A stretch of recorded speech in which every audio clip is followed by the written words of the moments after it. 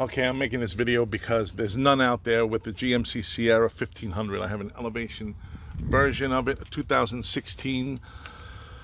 I heard some clunking noise the other day. It was driving me fucking bananas. I had no idea what it was. So I says, you know what? It's got to be my brake. Maybe in my mind, previously, in the past, what had happened is that the caliper malfunctioned and the outer part of the the brake itself was perfect. The inner part was completely worn. What the hell is that? I had two butterflies landing on my shoulder. All right, anyway. So, as you can see, this bushing, I'm going to have to replace this over here as well because it's corroded. I think it was whatever kind of solvent I was using before, like, spray like WD-40 probably corroded it. That's not a big deal. Anyway, so I heard the clunking noise. It drove me completely batty. And I said, you know, it's got to be maybe the brake. I thought maybe one of the inner part of the brake's worn out, and I had to replace it. So when I opened it up to go look, the brakes, you know, they had to be replaced, but there was really nothing abnormal. But I did notice, I know I had to change my discs because the last two times I went, you know, emergency-wise, I would never bring the truck to the dealership because they're fucking rip-offs. But I had an emergency where I got stuck on the highway and it was a motor mount that got disconnected or whatever. That's what happens when you bring your truck into watered areas and stuff like that. If you like going, like, you know, through dirt trails and whatnot, you know, eventually you're going to get dirt in the wrong places, as well as maybe like water damage and so forth. So the motor mount corroded, and you know, I wound up having to go to GMC and had them replace it. The dirty bastards, fucking $1,200 for $100 service, $100 fucking clamp. Anyway, that's another story. So while I was there, you know, GMC is like, oh, you got a leak here, you got a leak there. I'm like, listen, they're full of shit because once they go under the truck, they can loosen up whatever they want. There's absolutely no reason for the sway bar links to come apart because those suckers are on with 27 pounds of pressure. There's no way those fucking things are coming off by themselves.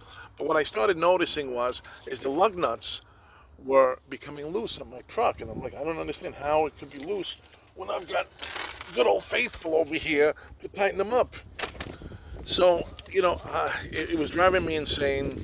So I jacked up the truck and I took apart more or less like the suspension to see what was going on. At first I thought it was this bar right here. You can see it's sturdy. It doesn't have any kind of like movement. I always forget what they call this over here. And then I thought it was this arm here, but no, this is completely intact. And I looked over here and this was completely on its own. So the link had loosened up and come off. Now, I don't know how it could have loosened up and come off. But anyway, I just put it back on. I went to AutoZone and I bought the Duralast. And especially, I've never done this before because I don't have one in there. I don't know what it's supposed to look like. And my owner's manual disappeared because last time I brought it to GMC, they took the owner's manual out. I don't know what they were going to do with it, but it's gone. But over here in the actual instructions, it says that the barrel nut must be installed through the eye of the sway bar. So the sway bar is here. And if this is the eye of the barrel nut on the top, I don't understand because it's not showing me where it should be installed. It should be installed right here underneath this because of the two bushings. It's got to be safe because look, here's the bushing, here's a bushing. So I'm putting it that way. I can't go by what this is telling me. Warning, barrel nut must be installed through the eye of the sway bar. So I know this is going through the eye of the sway bar here, but they wrote these instructions incorrectly. What they should have put the arrow right over here. I understand this is going through the eye of the sway bar and it's screwing in, but this doesn't say that here. It shows an arrow pointing here. So how am I going to put the sway bar on top of this rubber mounting here with the... Doesn't make any sense whatsoever. So these people are fucking retarded. Whoever wrote this or drew this out is a schmuck.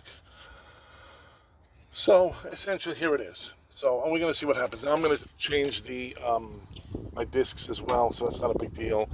And I just did my brakes the other day, so I mean, for me to go back and do the brakes would be stupid. I mean, there's plenty of meat on it. Just that this is completely worn, and it's got to go.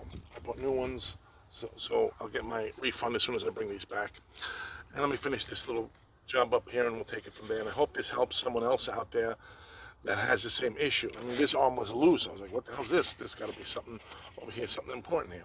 Well, keep me posted if you got something to say, if you think there's something I should have done better, and take it to heart.